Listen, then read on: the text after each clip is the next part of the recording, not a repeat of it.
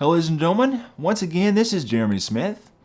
As promised guys, I've decided to give some of my thoughts about Sony's newly announced A9. Now, yes, I know that I'm a little bit fashionably late to the party, but as I mentioned in my previous video about the A6500, I decided to not release this video until some of these sort of hoopla online sort of settle down.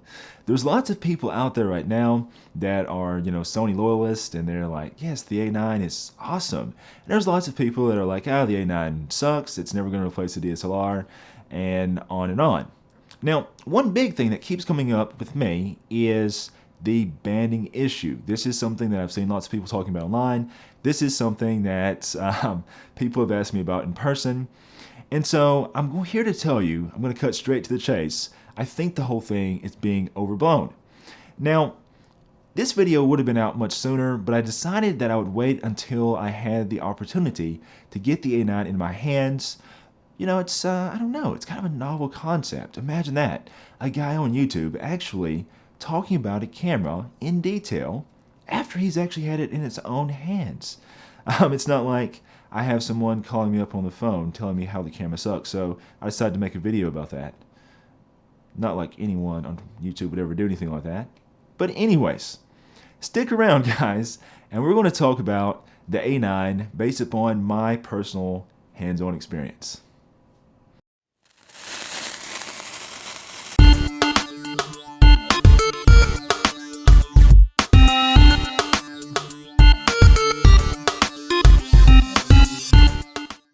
Okay guys, so before I get into this whole infamous banding issue, I want to talk a little bit about the specs of the camera. Now, I'm not going to go across every single picky thing in this video. This is just sort of my initial thoughts. And do keep in mind that I'm talking about this from my perspective. Yes, I get that this is a very fast sports camera, but as many of you may already know, I am a portrait photographer. I'm not a sports photographer, and I never will be a sports photographer. So anyways, keep that in mind, that this opinion is coming from my portrait photographer sort of take on things, okay? All right, so with that being said, the first thing I noticed on this camera is that, yes, it has dual card slots. And this is something that basically kept me from buying the A7RII. In my opinion, it was too expensive of a camera to be burdened by just a single card slot. Anytime I'm doing a job, probably 90% of the time I'm shooting to two cards. Now, it's interesting to know that this camera is only a UHS-II type card in one of those slots. Apparently they wanted to be able to maintain memory stick compatibility in one of those slots. And I don't know, it's kind of odd to me. But anyways, that's what they chose to do. The firmware on the camera is not finalized yet, so I didn't do any buffer testing, but I will be doing that whenever I get my hands on an actual release camera. The other thing about this camera that I love that they've improved are the controls. We actually have a dedicated AF-On button, so if you're into back button focusing, that can be very, very good. And there's also a sort of auto exposure lock button there too, and we don't have that stupid, slightly confusing little switch to go between the focus override and the auto exposure lock, so we just have a dedicated button. I was expecting this camera to feel pretty much the same as an A7 series camera, but somehow it comes across feeling more solid. The grip's a little bit more contoured. It definitely feels better in hand, and there's also that lovely focus toggle now. This camera does have a touchscreen, but I certainly liked using the focus joystick instead. In my opinion, it actually feels better than the focus joystick on Nikon and Canon cameras. So yeah, congratulations to Sony for that. Very responsive, very nice tactile feedback. All in all, very, very good setup. The other thing I used to have issues about with Sony cameras was the battery life. Now, this camera is not going to be on par with like a flagship DSLR, like a 1D series or a Nikon D5 or something like that. But I will say this camera is much closer. If you're shooting a lot at maybe, say, a sporting event or something like that, you may have to take advantage of Sony's new little battery adapter thingy. I can't remember this crazy model number that they've come up with for it, but I'll put it down in the description for you guys. Basically, it allows you to hold 4 of the new style Sony batteries, this new FZ series battery. So you can have 4 of those in there, and then you have a dummy battery that goes into your camera.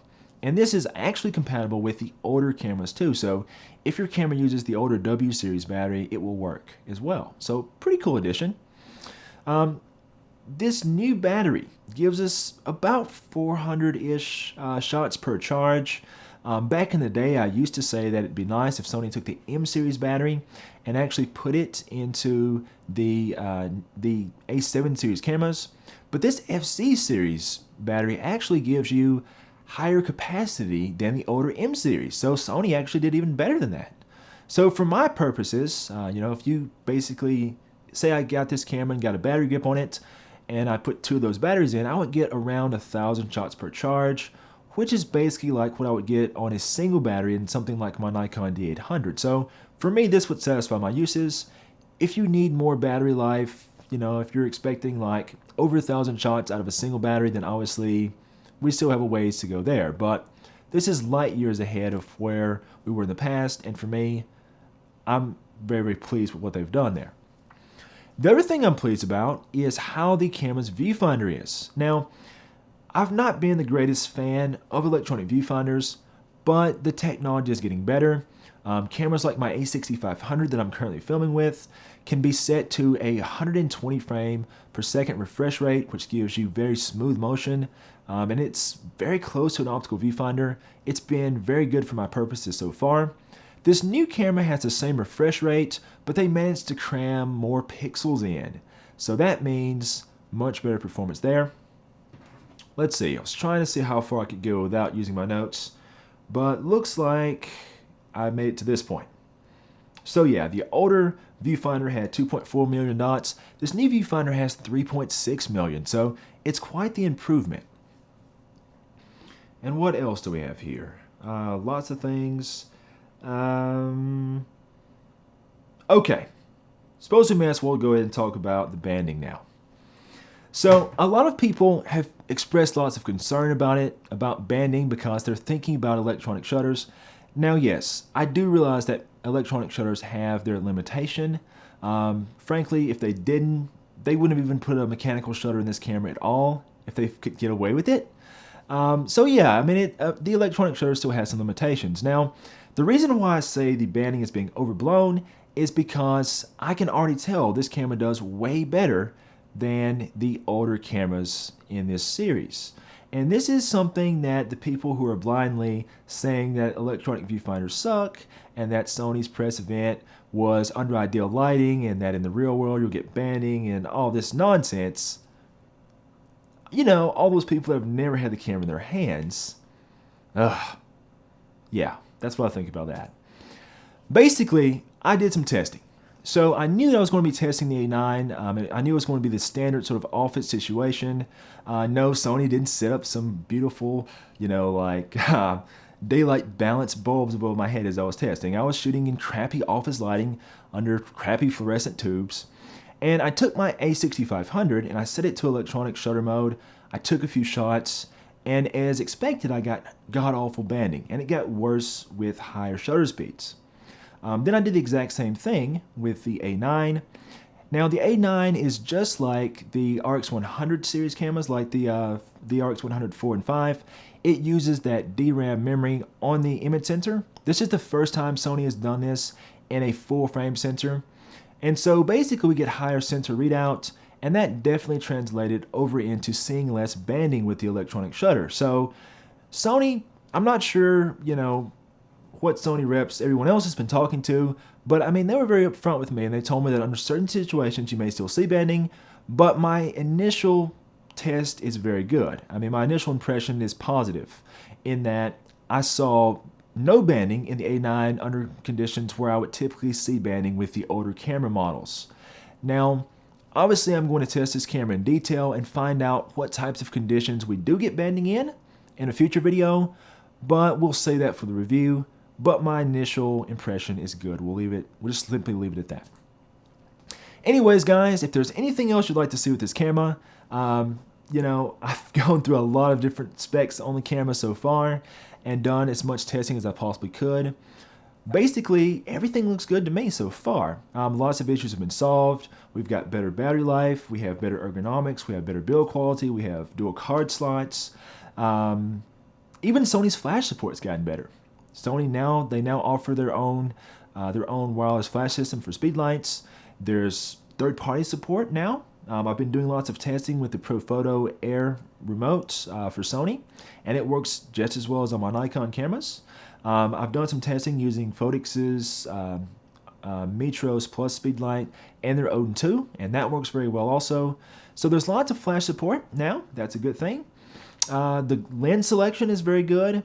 I will say that ironically enough, Sony, they still need to improve the glass for the target market of this A9 camera, and that is the sports shooter.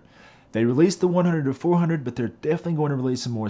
They're going to have to release some more serious primes, like a 300-2.8 or 400-2.8, to really go after the sports market. But I have full confidence that they'll continue to expand into that area. Just today, Sony announced 2 ultra-wide angle lenses. They released a 16 to 35 G Master, and they released another lens as well, I believe like a 12 to 24. So for the most part, unless you're doing something very specialized, for the most part, you'll be very covered. Me as a portrait photographer, frankly, I feel like there's enough lenses for me to choose from in Sony's system to do what I would want to do. So that's something that's improving as well. The only thing that's a really serious problem that I think still remains with Sony's system right now is basically how the camera focus tracks. Now, in my A7RII review video, I had a gentleman named John write a comment, and he describes his issue. I'm going to quote that comment in the description below so you guys can read it. But basically, John had some issues whenever he was shooting at f8, and he was trying to track moving subjects in lower light conditions. Real quick, how Sony's focus system works is, to avoid focus shift, instead of focusing with the lens wide open, the camera actually focuses whenever it actually focuses at the aperture that you have selected. So in John's case, he was shooting at f8. His camera was trying to acquire focus while at f8. Obviously, f8 and low light focusing don't go hand in hand, so he had what sounds like a very miserable time at that. I talked about this with my Sony rep at length last night, and basically, I'd like to see an option on their cameras so that way you can choose between having the camera focus at the selected aperture or focus at a wide open maximum aperture of your lens, just depending on what you're doing. So hopefully we'll see that happen in a future firmware update. I will tell you guys, Sony's been very open and they've got a very good dialogue with all their users, including me. So a lot of things I've had issues with Sony about that I've expressed concerns about over the years, pretty much I've seen all those things be solved, so I don't expect this to be any different. Anyways, guys, this has been a long video already. I'm going to cut it off here. If you guys have questions, write me in the comments below. If you appreciate my content, be sure to like, share, and subscribe. And I will definitely be testing the A9 in more detail in the future. Let me know what you'd like to see. You know, if there's anything you'd like to see me test specifically, I will definitely work my best to and my hardest to make that happen.